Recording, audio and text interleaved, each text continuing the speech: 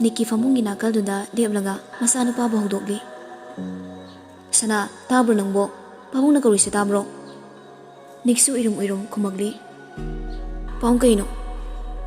Hawolose numitse ayaurabani. Nana oxy school tindaba tawrola. Matom sasani. Hey, lamien gano. Laubusu sakadabani. Hawolo. Angang firolo sinbali horabani ko. Hawolage pang thomo. Kuitharanu ko angang ngairabani. Loyum basu sa ising charanga. Sumangda leptuna mayam nik pathorak pangairi. Nik super ki button do pansin na thorakli. Nikna. Nakong panago mi mungari ni ne. Sana. Nik sunakanda faning thorakli. Siam chera mana famlaga leramli. Nikna.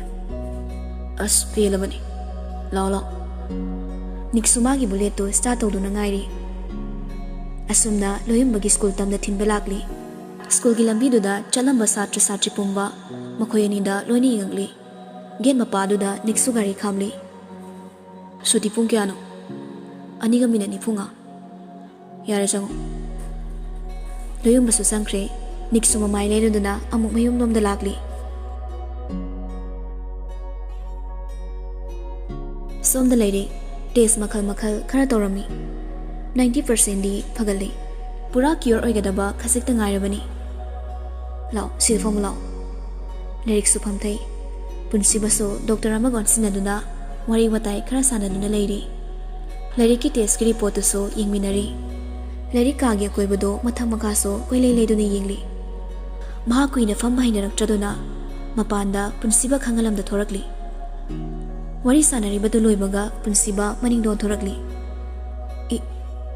Wangang ge torambado chap he lepkre. Akoi bada mukso koilei leiduna yingli. Lyric ti leiramdre. Punsiba pakhana thongdo hangdolaga naget koyeng yengduna chatli. Asum chatuna lakpada mi khara onsilaga leibadu urakli. Khonglei thuna sensilaktuna yengli. Lyric tu makhada gyan manglaga taduna leiramli. Punsiba phamtakiduna lyric pu pamkhali. Mamai du pairaga gyan tana baso nari. Ising kharaso makok thabi. Pung kharagi matungni. Somda niksu mapan haiman madagi. College ta form fill up tawba lakli. 5th semester ni. Counter duda changsili. Form fill up tawgi. Documents sing dom ta pibiro. Si form simaso mention biroklo. Niksu matom da khali. Kari document ai subo. Thani de tamasimo. Niksu counter da form ni ba nupa du da mon silaga. Ahang bache amata pibiyuba. Pen amaga. A4 paper ama pirakli. College lakni na tawrido pen ama fawba yaropasu nate. Niksu document hairakpaduda magi oiba personal document singdo semli. Name Nick Rajkumar. Date of birth August 16, 1999. Address na Thangmaiban. Phone number height 6 feet. Eye color gray. Blood group O positive. Zodiac sign Leo. Favorite color red and black. Skin color warm beige. Ibe hek loimaga phone to mensilaga counter duda paisa daga pisili. Nikna tawrakli baduda ngang nanglei. Ibungo kaino nang giside. Nikna adudo adum search tawbiro. Hana tambanina computer ado yarom kini. Ai kem puraktre. Kaino na haisi ibungo. Hana swaide. Ibungo sidi yaroibo. As pele kai keno hayeng loin puragi. Nikki wangang sangang duda counter family banu padudi sounding labani. Asumna niksu thorakli. Pungyeng lubada ani taramli. Layum balau khragi khanai school tamna lakli.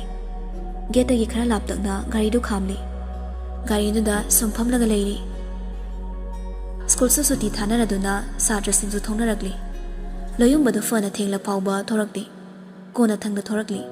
Tapni lakchei. Mana nik ubadi natri. Nakana maromdagi nupa amani changsilaktuna loyumbada kinhete thinjili. Loyumbada makhut hanbaga nangdre. Nupa ani homduso hekta loyumbada pangthinna thinjili. Loyumba laimai de tukre. Niksu uribani hek changsilude. Ngayak yengduna lei. Kona thangna changsili. Loyumbada kinna thiliba nupa dogi makhutto pairaga chingthokli. Magi chawraba khutchawduna phaklauna thajili. Nupado maning khazihali. Nik ubada nupa singdusu chenkre. Makoidagi wang chawbadi nik nabari da helibani. Loyumba manatonigi mahisu tari. Mamai du pairaga tamna hogolakli. Nik loyumba bu phachingkhali. Chalo.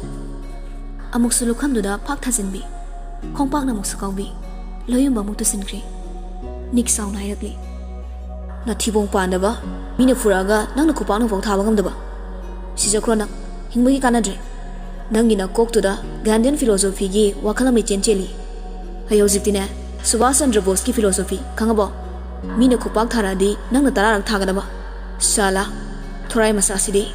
Hogolo na thibong ga pizare hikon da thamge. Loyumba so tam thangotuna lepli. Mingwanda gunda sarobra mina furamise. Loyumba tamna hairakli. Senior ne class 12 ki mani imanabi ama pamba aduda imanabiduna aiga sum close oina leibaduna chakpangi aingondo intainarini niksu gari do start to bhauri lao yare marum de olak tangai romance tawdore asumna makoy ani so mayum tamna gari do thorokli gari thongda nikna hairakli paw udringe kana sangkro asokpudo hangano ahida purakni hoi sir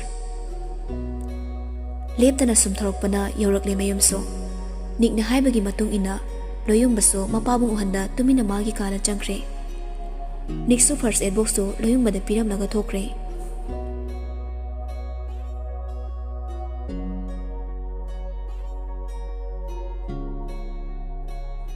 somda lerikso gyalak lamali mamitu tamna pangakli tamna urakli masek marang oina magi mamangda leiriba mising adubo Ibema Lerik malalom do silanga yamuni yingakli mamit ka kupta mamakhay mala kabli tawrakli Ibema isabu kay sutawdabra Lerik to tamna mong hadana hairakli kanano nang mo ayo kragam tawri malado kapkano haiba yaraktre mapido sadam sintarakli nangi mani ay si Ibema nangi mabu kaurabo Lerik sumamito ihawrakli sontang na kausarakli Ima nakalda ngasay makay makoy gi mataw yengduna layramba Dr. Punsibaso tamna wangangli isan nangdadabu kaurabo Lady Punsiba na yamo na yenglaga ay laksin mangamdre Punsiba nokfetong na dumakumsarakli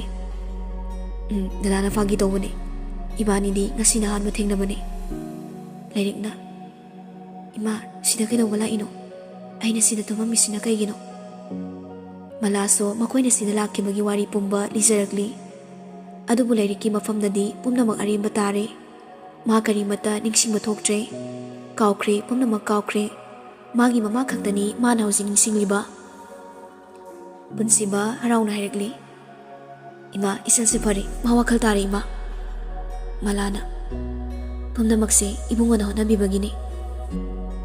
Somda layirikti marang amadani layribado mawakal tadre maladi harawbana marep thokre Punsibana Ima ay thokrage isan nala thokrage ko asi hairamnaga punsibaso thokre layirikso punsibana thokribado haifit mamaydo laythoktuna yenghauri Ima madi kanano doktor ro isabu dadase ningsing mangamdrabo ibungo sina hotnabibagini Isa na ngasi imama sa kanglibase Layikso wakal haifit kalangalay Punsiba magirom na tiyangagtuna pamungda famlaga unglaga wakal na maghali Mata say nanungay zade Layik na mabu masa kanglagtabase Magi sumaral na te Amarom na di yam na suharawi Asum na wakal tarak pasida Wana zaman so mahiyale kanjay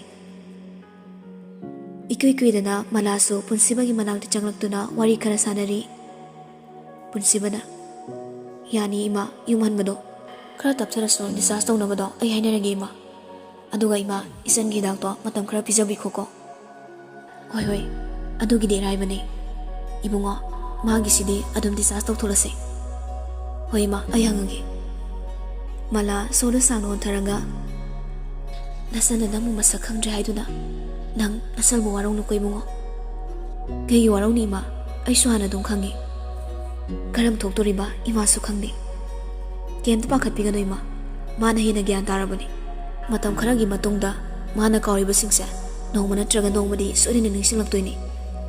Madudani imana pakhatlibase. Punsi supa kaisu ningsingdana leibaduna hena imana pami. Ima kaisu khaluranuse. Hojiki oina khalase. Phare phare ima su thokrage. Nang disas kido khara hainaro koibungo. Punsi baso phamduna lehori mala su thokre. Malana changakpada Lirik su makoini leiriba kaadugi thongnawromda mamaidu onthoklaga leiramli. Malana Ibema nangmu nasa ngamdrabro. Lirikna tamna khumakli. Kaisu tawdi ima. Ibungodane nisas tongnaba hainaramabani. Ima aikoini leirikse kayam kuirage. Khara kuiri. Yarese. Ima icha phi thupsilase. Makoi aniso phi singdu thuplaga makoigi lage suda hapchinli. Larik pino thupna wangangakli. Ima, doktor do, mabuk yam pharamdaw mali. Madi sida dum leibra. Ima su kaya khangdi. Makoigi mari mata ama sigi hospital sida doktor oiba yaw mali. Aduga mana ngasina ahanbane thengnaba haiduna kainge. Nangna su khangdrabanina ahanba thengnamaga chap manaredana.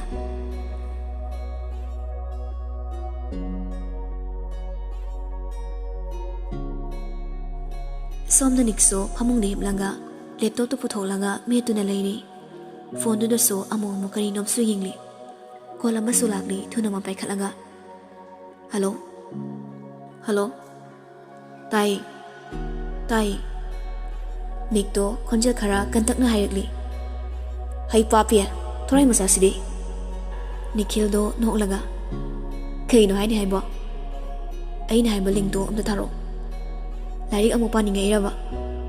Kaino khara yengge tongni. Tharake phirepana tharakpigi yauromkini. Paungda pakangna ngangi. Loi langdana leyin. Paung tholabo. Au. Nipa se khara gyan khasik tawo maliko. Hai paktabigi masa wasoi ngang lerano. Thamjawrage ai. Nikhil su phone du thamkre. Nik su phone du nakalamada thamkraga hanagi matagum amuk laikre. Fana kuine leiramlaga hagotuna magi kadagi thorakli. Makada kumthaduna kisana sangakli. Kana su leiramdre. Fristo halaga juice bottle ama lauduna thangat good thaksili. Tanzaduda kathi madam namakli. Nikso haibe cheptharaga yengli. Insang tholibado kasili haiba khangli. Memcha su mayumde chatkibani. Ngasidi angang amada thongbani. Magi pali yaurabra. Tanzaduda karomda chatkribano khangdre. Nik prabab chaksilaga insang thonglibado uyandu chegap chapaga maninglomda puthorakli. Aduga khara laptakna uyandu langthokre. Khabidu siyawna adwaida hundoklamli. Hoi mai heramda ising bottle ama pairaga magi kada kakhali. Mane kakhatpaga khanglawlawnarakli. Khangi nikso maram headphone do hapchilaga isei hongna tharaga mamitu isilaga sofa duda ngatharaga famkre.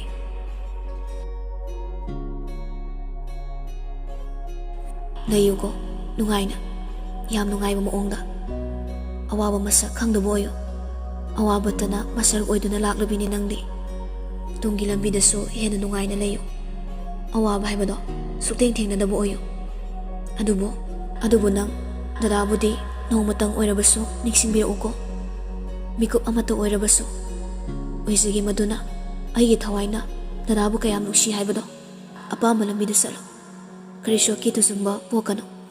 Nangi damakta nangi naromda. Matam pumnamakta nangi dadalai haibase. Nang sukaw kawgano ko. Tumlang managi mamito fatpangduna long nupo hawali. Kangahongat po oibana makok sungarok na duna kana paisili.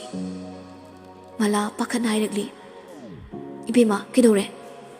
Jangsin duna machagi mamayda kari bumang mariksindo. Pisi duna taytok piri. Lairi tanik laba konjala duna hairagli. Ima, dada ay sa kanano. Ay laksin magamdre. Ima, dada ay sa kanano. Mana ibo, nagsibaw ay kaya man sa ibirami. Sida sundate, mahabunong mata oirabaso, ningsing biro. Ay kinamagtaso, matam chupada, mana lipli ay. Ima, dada sa kanano. Ibima, nang buhin sinakalan se. Ima, ay ngamdi. Magi ay mo ay singdo. Ay tuchungi ima. Nakong sinaso, asumson hanana, tado na lay ima. ꯃꯂꯥꯁꯨ ꯂꯥꯏꯔꯤꯛꯀꯤ ꯃꯀꯣꯛꯇꯨꯗ ꯅꯥꯟꯊꯕꯤꯔꯒ ꯏꯆꯥꯁꯤꯗꯅꯦ ꯀꯩꯁꯨ ꯈꯟꯖꯤꯜꯂꯨꯅꯨꯁꯦ ꯁꯤꯗ ꯃꯤꯠꯇꯣ ꯎꯏꯁꯤꯜꯂꯣ ꯑꯗꯨꯒꯅꯦ ꯊꯦꯝꯃꯨ